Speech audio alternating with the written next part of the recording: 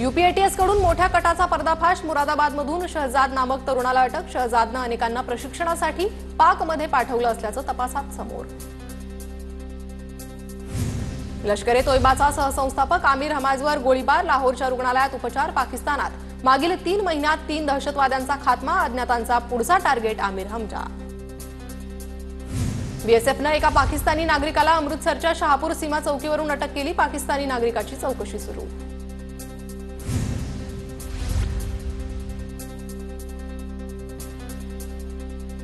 वाढत्या तणावाच्या पार्श्वभूमीवर एलओसीवर बंकर्सची नागरिकांकडून मागणी। एलओसीवरील नागरिकांकडून सुरक्षेसाठी खासगी बंकर्सची मागणी।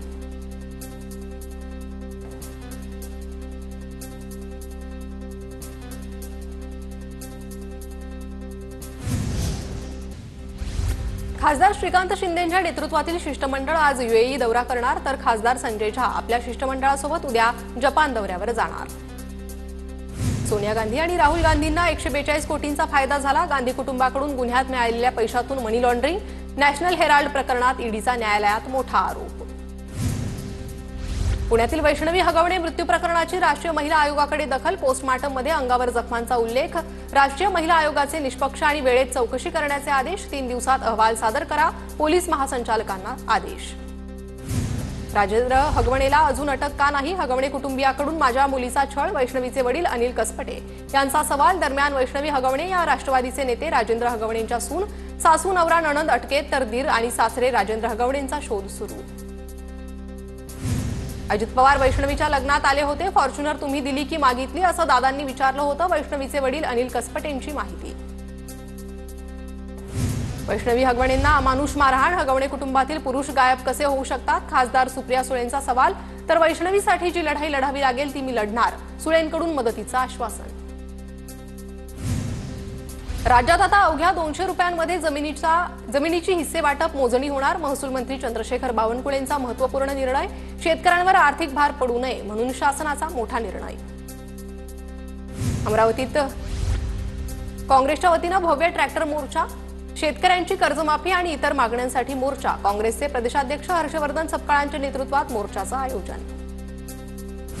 पुण्यात सीसीटीव्ही कॅमेरे बसवण्यासाठी तरुणाचं भीक मागो आंदोलन। बिबवेवाडी पोलीस स्टेशनमध्ये तरुण भीक मागण्यासाठी गेला होता। भीक मागो आंदोलनाचा व्हिडिओ व्हायरल। नागपूरमध्ये माथाडी कामगारांच्या मागणीसाठी ठाकरे गटाचं आंदोलन। माथाडी बोर्ड कामगार कार्यालयात आंदोलन सुरू। वेतनाच्या विषयावरून कामगार वर्ग आक्रमक। सोलापुरात काँग्रेसला मोठा धक्का। काँग्रेसचे माजी आमदार सिद्धाराम म्हेत्रे शिंदेंच्या शिवसेनेच्या वाटेवर। स्थानिक स्वराज्य संस्थांच्या निवडणुकांच्या पार्श्वभूमीवर निर्णय। छगन भुजबळांनी मंत्रिपदाची शपथ घेतल्यानंतर छत्रपती संभाजीनगरात भुजबळ समर्थकांचा जल्लोष। पेढे वाटून फटाके फोडत भुजबळ समर्थकांचा आनंदोत्सव। नाशिकमध्ये मंत्री छगन भुजबळांच्या पालकमंत्रीपदाचे सर्वत्र बॅनर झळकले। नाशिकचे वालीही तुम्हीच आणि पालकमंत्रीही तुम्हीच बॅनरवर उल्लेख। माळमधील जळीत हत्याकांडाचा उलगडा लागला। मृतक शिक्षकाची मुख्याध्यापिका पत्नीच मारेकरी निघाली।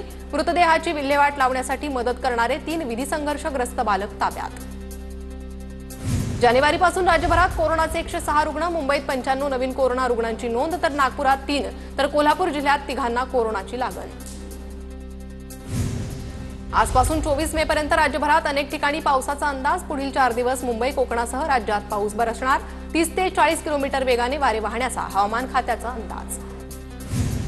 मच्छीमारांना आजपासून पुढील 5 दिवस समुद्रात न जाण्याचा इशारा। वादळामुळे बंदरांना 21 मे ते 25 मे पर्यंत हवामान विभागाकडून सतर्कतेचा इशारा। राज्यात 23 जिल्ह्यांना अवकाळीचा फटका। 23,331 हेक्टरवरील पिकांचं नुकसान। विदर्भासह मराठवाडा, पश्चिम महाराष्ट्र आणि कोकणातही काही जिल्ह्यातील पिकांना फटका। शेतकऱ्यांचं मोठं नुकसान। पंचनाम्यांना सुरुवात। नालासोपाऱ्यात धोकादायक इमारतीचा स्लॅब कोसळला। 2 जणांची अग्निशमन दलाकडून सुखरूप सुटका। नालासोपारा पूर्वेच्या आचोळे परिसरातील घटना। लातूरमध्ये मान्सूनपूर्व पावसामुळे नदी नाल्यांना पूर। रेणापूर तालुक्यातील वाहणारी रेणा नदी प्रवाहित। रेणा नदी पात्रात पाण्याची वाढ। अनेक भागात सकाळपासूनच पाऊस। परभणीच्या जिंतूरमध्ये मान्सूनपूर्व पावसाचा फटका। जिल्ह्यातील अनेकांच्या घरांची पत्र उडाली, तर 10 जण जखमी। बारामती तालुक्यात वादळी वाऱ्यासह मुसळधार पाऊस। वाऱ्यामुळे अनेक ठिकाणी विजांच्या तारा तुटल्या, तर शेती पिकांचं मोठं नुकसान। अकोला जिल्ह्यातील बोचरा शिवारात वादळी वाऱ्यामुळे केळी पिकाचं नुकसानीचे पंचनामे करून नुकसान भरपाई देण्याची शेतकऱ्यांची मागणी. नाशिकच्या येवल्यामध्ये मान्सूनपूर्व पावसाचा कांदा उत्पादकांना मोठा फटका. शेतकऱ्याचा साठवलेला कांदा भिजला. नुकसान भरपाई देण्याची शेतकऱ्याची मागणी. पुणे जिल्ह्यातील लोणावळ्यात मान्सूनपूर्व पावसाची जोरदार हजेरी. लोणावळ्यामध्ये 24 तासात 66 मिलीमीटर पावसाची नोंद. परभणीच्या खातगावमध्ये शेतकऱ्याच्या घरावर वीज कोसळली. सुदैवानं कुठलीही जीवितहानी नाही. सर्व साहित्य जळून खाक. रायगड जिल्ह्यात मुसळधार पावसामुळे घरासह शेती पिकांचं नुकसान, तर विजेचे पोल कोसळल्यानं वीज पुरवठाही खंडित. नागपूरच्या भिवापूर तालुक्यातील चिखलापारा, महालगाव, मांडवा, बंजारा गावात वादळी वाऱ्यासह पाऊस. वादळी वाऱ्यानं अनेक घरांचं नुकसान, तर झाडंही उन्मळून पडली. जळगाव जिल्ह्यात मे महिन्यात 41.9 मिलीमीटर पावसाची नोंद. पारोळा, भडगाव, भुसावळ आणि एरंडोल तालुक्यात आतापर्यंत 50 मिलीमीटरवर सर्वाधिक पावसाची नोंद.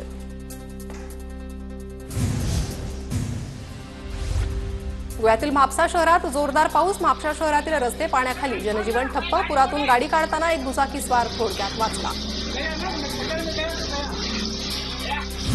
मान्सूनपूर्व पावसाचा बुलढाण्यातील 56 गावांना फटका. उन्हाळी पिकांचं मोठं नुकसान, तर वीज पडून 12 जनावरांचा मृत्यू. अमरावतीतील 276 गावात मान्सूनपूर्व पावसामुळे मोठं नुकसान. 771 घरांची पडझड. 12,000 हेक्टरवरील शेती पिकांचं नुकसान. पुण्यातील शिवगंगा नदीवरील इंग्रजकालीन पूल जलमय. पुलावर पाणी साचल्यानं वाहन चालकांची तारांबळ.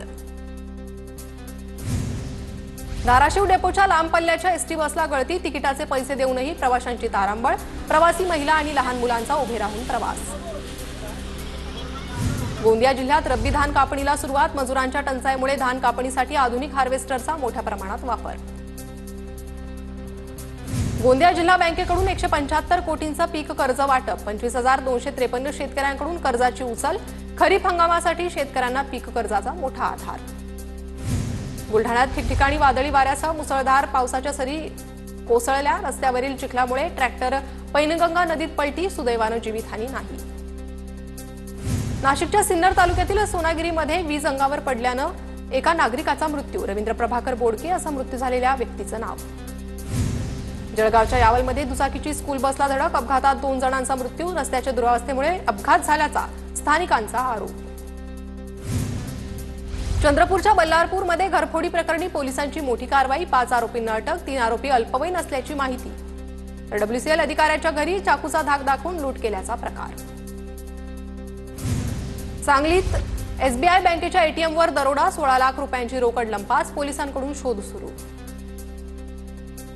संभाजीनगरमध्ये हत्यारांसह रेकी करणारे दरोडेखोर अटकेत. रेकी करताना पोलिसांनी चोरट्यांना रंगेहात पकडलं. 3 दरोडेखोरांना 1 दिवसीय पोलीस कोठडी.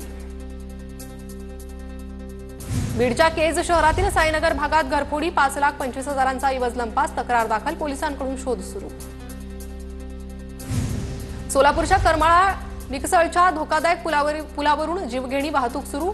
कोंढार चिंचोली डिकसळ नवीन पुलाचं काम रेंगाळलं. 20 महिन्यानंतरही पुलाचं काम अपूर्णच. अमरावतीत कृषी विभागाकडून 2.5 लाखांचे बियाणे जप्त. अंजनगाव, सुरजी, जणुनामध्ये कृषी पथकाची कारवाई. 174 बियाण्याचे पाकिट जप्त. खरीप हंगामाच्या तोंडावर कृषी विभाग ॲक्शन मोडवर. परभणीमध्ये एमआरजीएसचा कामासाठी अधिकाऱ्यांकडून पैशांची मागणी होत असल्याची तक्रार. शेतकऱ्यांच्या तक्रारीनंतर आमदार राजेश विटेकरांनी अधिकाऱ्यांना सुनावलं. परळीच्या सरस्वती नदीवरील अतिक्रमण काढण्याची मागणी. दरम्यान मान्सूनपूर्व सफाई न झाल्यानं पूरजन्य परिस्थितीची शक्यता. प्रशासनाकडे दखल घेण्याची मागणी. नागपुरातील धाबामध्ये आरक्षित भूखंडावर बेकायदेशीरपणे कृषी प्रदर्शन केंद्र. संबंधित अधिकाऱ्यांवर कारवाई करा. आमदार विकास ठाकरेंची फडणवीसांकडे मागणी. सोलापुरात पावसाळ्यापूर्वीची नालेसफाई कामं अद्यापही रखडलेली. अवंतीनगर, वसंत विहार, गणेशनगर भागातील घरात पाणी जाण्याची शक्यता. नालेसफाई करण्याची नागरिकांची मागणी. पुण्याच्या भोर तालुक्यातील टिटेघर गावातील महिला सरपंचाचा राष्ट्रवादीमध्ये प्रवेश. विविध पक्षातील कार्यकर्ते आणि पदाधिकाऱ्यांचाही अजित पवारांच्या राष्ट्रवादीत पक्षप्रवेश. सोलापुरातील माढ्यात पाकिस्तान मुर्दाबादच्या घोषणा. भारतीय सैन्याच्या समर्थनार्थ शिवसेनेकडून तिरंगा रॅलीचं आयोजन. रॅलीत अनेक शिवसैनिकांचा सहभाग. नागपूर शहरात काँग्रेसकडून तिरंगा रॅलीचं आयोजन. ऑपरेशन सिंदूर मध्ये भारतीय सैनिकांच्या कामगिरीचं कौतुक करण्यासाठी काढली तिरंगा यात्रा. परभणीमध्ये शेतकरी संघर्ष समितीद्वारे जोरदार धरणे आंदोलन. कर्जमाफीचं आश्वासन पूर्ण करण्याची मागणी. परभणीमध्ये मागासवर्गीय आणि आदिवासी यांचा निधी इतर खात्यात वर्ग केल्याचा विविध संघटनांकडून निषेध. घडलेल्या प्रकारावर स्वतंत्र कृती दल स्थापन करण्याची मागणी. कोल्हापूरहून हैदराबाद आणि बंगळुरूसाठी विमानसेवा सुरू. स्टार एअरवेज कंपनीकडून हैदराबाद आणि बंगळुरूसाठी विमानसेवा मंगळवार आणि बुधवार असणार. कोरोनाचा भविष्यात उद्रेक होऊ नये, ठाम निर्धारानं कोविडशी लढा देता यावा, यासाठी जागतिक आरोग्य संघटनेच्या सदस्य देशांची कराराला मंजुरी.